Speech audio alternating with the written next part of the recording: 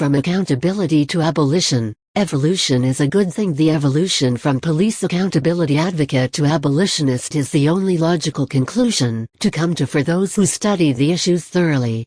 When I pointed out yesterday, yet once again, why I no longer ascribe to the accountability model of police criticism, I received one response over and over.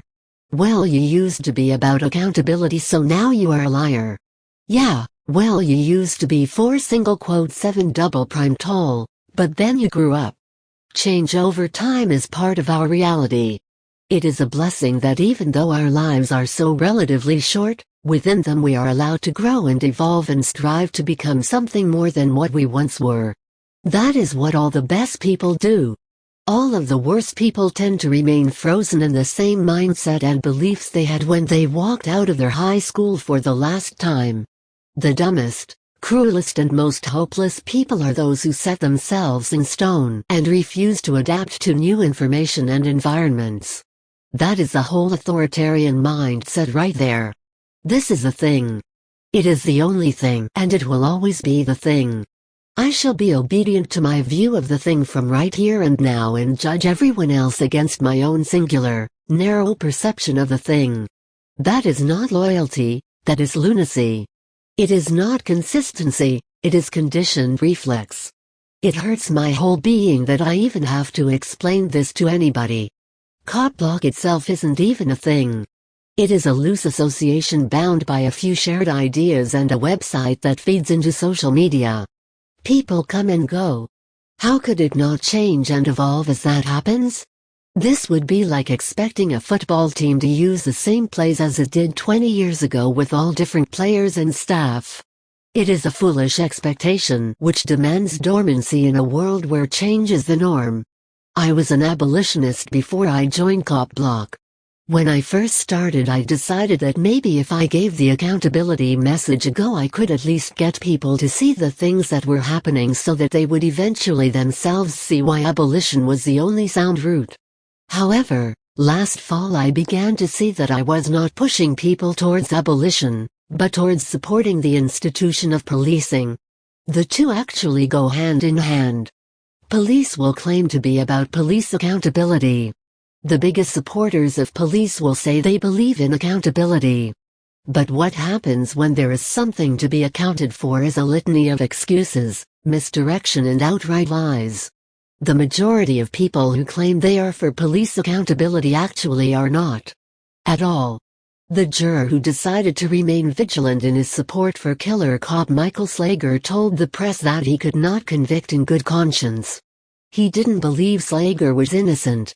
He just did not want to contribute to the growing amount of evidence against policing by actually holding one accountable. COPBLOCK by Joshua Scott Hodgkin. Those who actually do want reform and accountability are naive and underinformed. When I saw that I was siding with the message of police supporters and the misguided, there really seemed no choice but to change my message. I could clearly see that the accountability narrative was ineffective and contributed to the police state by taming the criticism of policing into an empty threat of vengeance. And since from the beginning I did not support the laws or the punishments or any other aspect of our justice system, holding police accountable just meant subjecting them to things I rejected, which was hypocritical. I evolved from the narrative of accountability to abolition to be more consistent, as well as more reasonable and effective. We should all be so lucky as to catch our own errors and correct them. That is far preferable than to remain stupid, hypocritical and ineffective forever just so that you don't have to admit you are wrong or deal with the consequences. And now I am dealing with the consequences of having ever promoted accountability by having to listen to swarms of dumbasses attack me for doing the rational thing. The COPBLOCK audience has become filled with some of the stupidest, most hateful people out there. At this point I could really give a fuck less if there was a mass exodus of morons from our Facebook page. I would rather deal with a reasonable audience 1/10th the size than be pouring my heart out through my efforts and have it wasted on combative, reactionary lifelong high schoolers who either just comment based on the headline or skim and shout without trying to actually comprehend and understand. I am going to continue evolving as will COPBLOCK. even after I am someday no longer part of it. That is just the nature of things. If you have refused evolution, just smile and wave as you get left behind. You are obsolete. Your stupid ideas will die with you as the world and I evolve for the better. You will not be missed. For those of you who have and will continue to evolve with us, we are grateful for your support and encouragement and bravery to grow alongside of us. I hope among you there are a few scouts who have been sent ahead that can come back and report the next generation of new ideas to us, or to take over when those of us currently on the stage just can't dance this dance any longer.